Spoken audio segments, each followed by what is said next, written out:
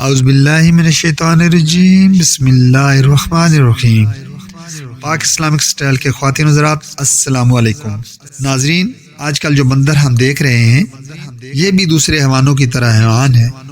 کیا ان کی پیدائش دوسرے جانوروں کی طرح سے ہوئی ہے؟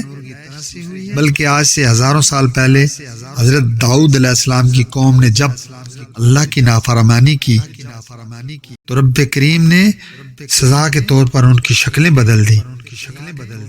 بنی اسرائیل کے 12,000 لوگوں کی شکلیں خنزیر اور بندر کی بن گئی۔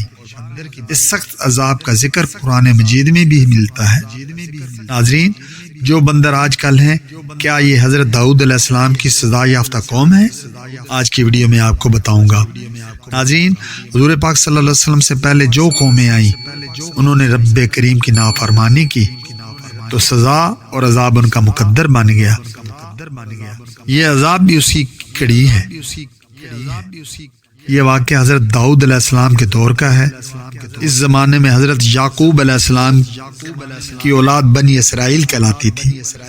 ان کی آبادی لاکھوں میں تھی، جو یروشلم اور فلسطین میں آباد تھے۔ بنی اسرائیل میں سے ایک قبیلہ علیحدہ ہو کر دریا کے کنارے ایلا نامی بستی میں آباد ہو گیا۔ یہ لوگ نہایت ہی سرکش اور نافرمان تھے۔ بنی اسرائیل پر تورات نازل ہوئی تو اس کے احکامات لاگو تھے۔ انہوں نے تورات کے احکامات کی خلاف ورزی شروع کر دی۔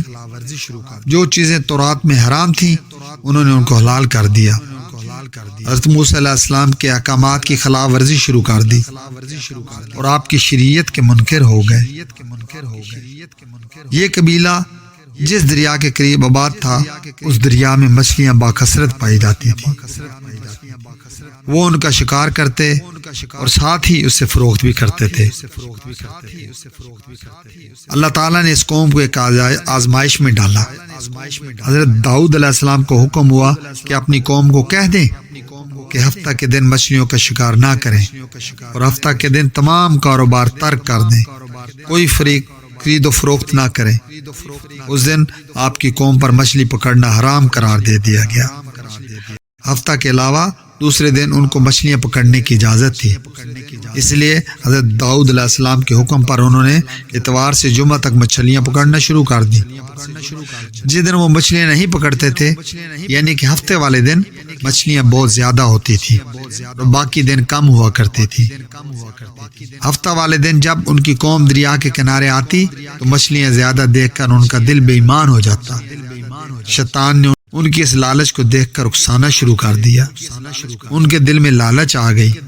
انہوں نے سوچا کہ ہفتے کے دن وہ دریا میں جال لگا دیں گے اور اگلے دن وہ جا کر ان مچھلیوں کو پکڑ لیا کریں گے۔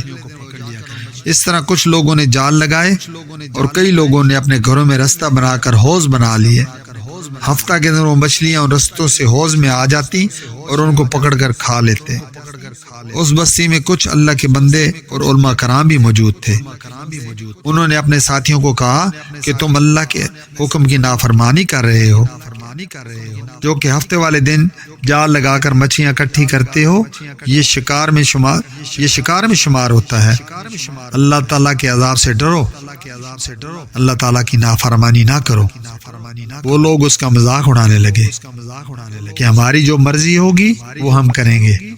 تو انہوں نے بستی میں ایک دیوار کھڑی کر دی اور حکم دیا کہ جو اللہ کے نافرمان ہیں وہ اس طرف چلے جائیں اور جو اللہ کے فرما بردار ہیں وہ اس طرف آ جائیں۔